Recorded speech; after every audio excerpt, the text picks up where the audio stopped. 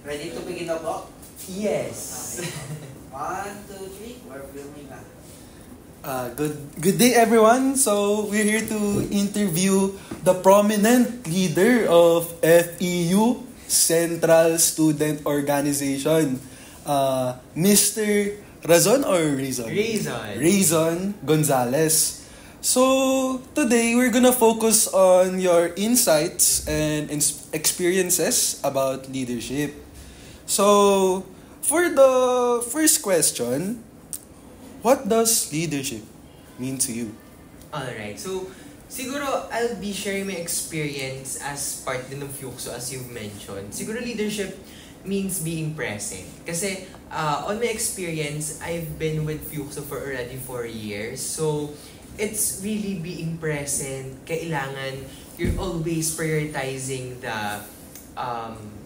the welfare of your constituents. So in my case, I always see to it that the students have been receiving the best experience. Although there are really a number of things na may mga hindrances talaga. Examples, yung mga petitions natin, yung mga breaks natin, mga class suspensions. But then, if may mga bagay na hindi talaga nangyayari, you have to show up pa rin sa kanila kahit mahirap and give them alternative ways para din ma-alleviate yung mga nararanasan ng mga students. So, in a nutshell, it's really being present and having the right mind and decision making para sa best interest ng mga students.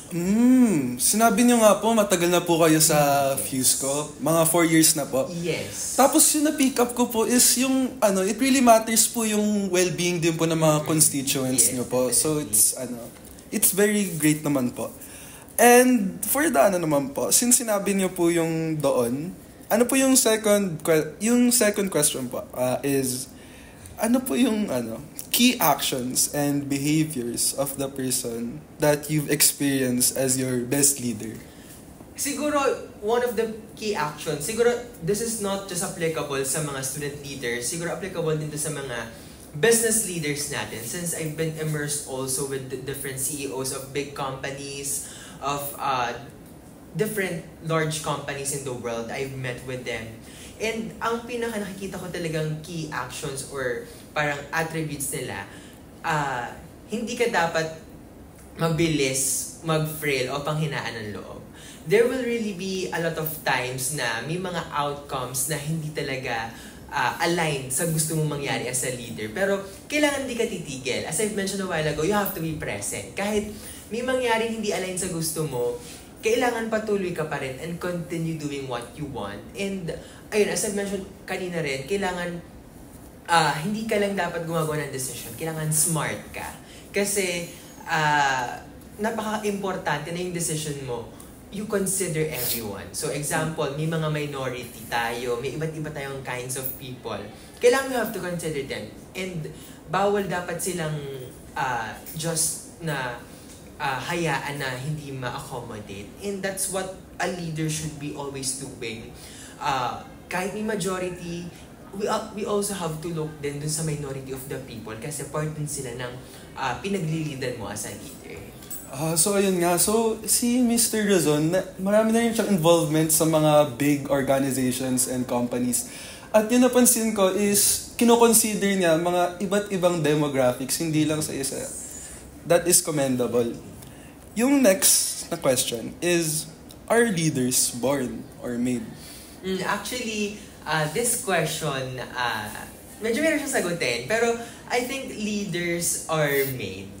Kasi parang, example ako, hindi naman ako inianak ng magulang ko, leader na to. Parang, it's a amalgamation or it's a culmination of the experiences that you've experienced. So, example for me, nung siguro mga early years ko or elementary, hindi naman ako leader type kind of a person. Parang, it's the experiences that has made you want to be in a leadership role. So, for example, as I mentioned nga, hindi nga ako leader ng elementary. Parang, I've seen a lot of people or students that needs to be guided also, that needs to be helped, and someone has to step up. So, parang, it's experience then, and it's not automatic. Parang, kailangan may drive ka din. Kasi hindi ka rin naging leader just because, gusto ko nito para sa CV ko. Gusto ko nito dahil ang ganda pakinggan. Ay, president, ang ganda pakinggan.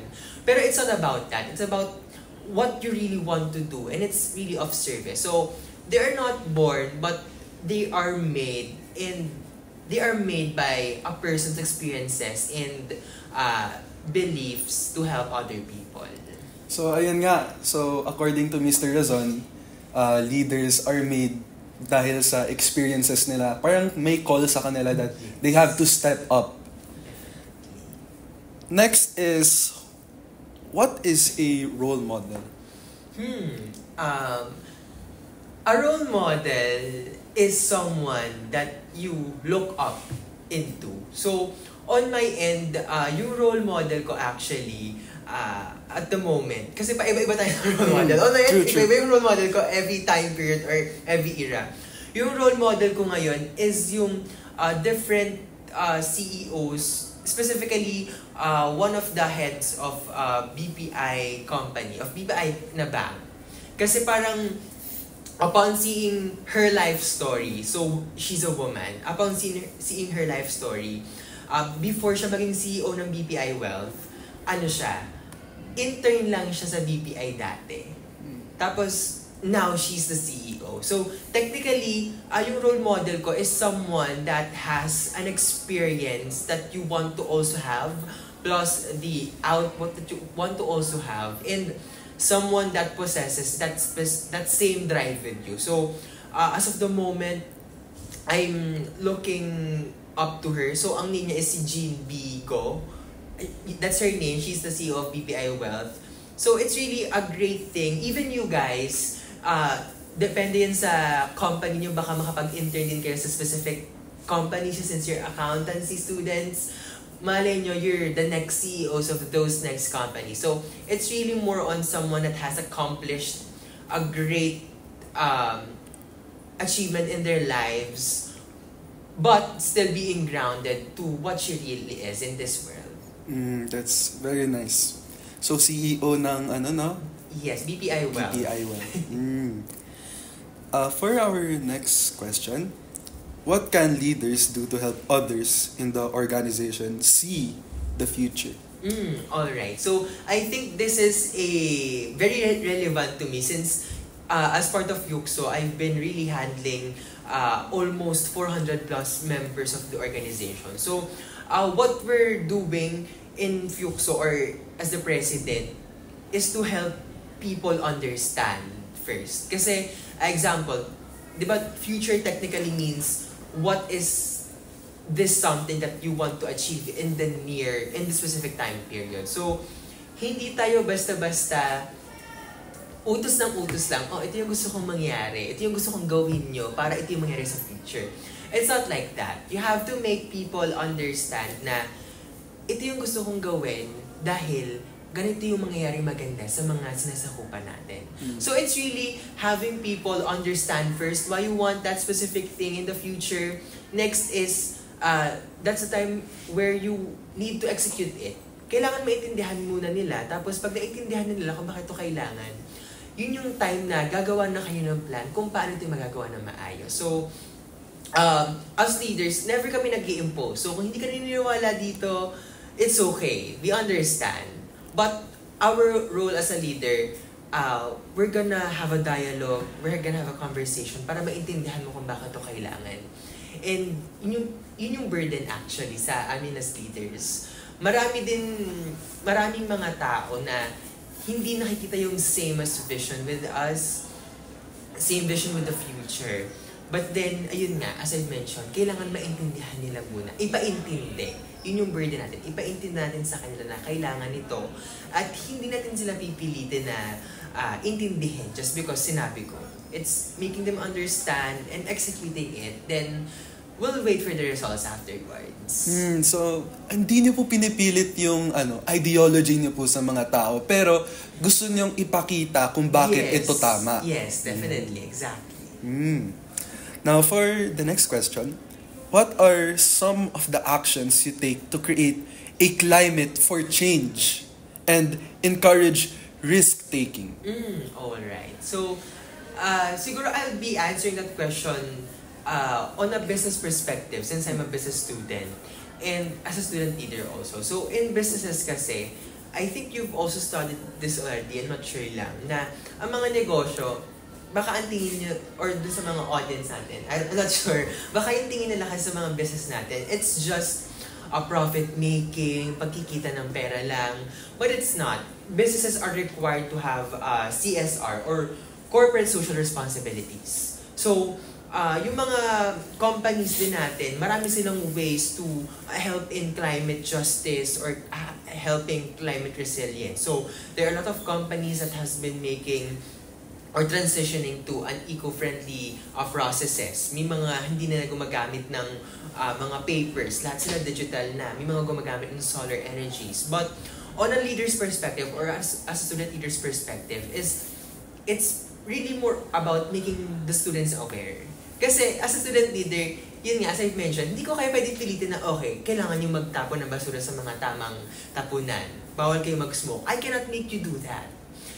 As I've mentioned, kailangan maintindihan niyo muna kung bakit bawal yung mga bagay na to, bawal gawin yung pagtatapon ng basura sa kung saan-saan. And it's really making more on awareness. And siguro just to give an example, yung Tatak-Tama raw na event namin nung August, yung advocacy namin doon, it's really more on climate change. So, yung mga advocacies namin doon, we have different benefactors doon na more on leaning to climate justice, different trivias leaning more on climate justice. So, it's really making people aware. Then, after that, it's up to the student themselves on how will they do actions moving forward. So, again, it's really just going to sum up na maintindihan dapat ng mga tao kung bakit mo ginagawa yung mga bagay na yun. So, you encourage change by using advocacies to make people aware. Yes. That's nice.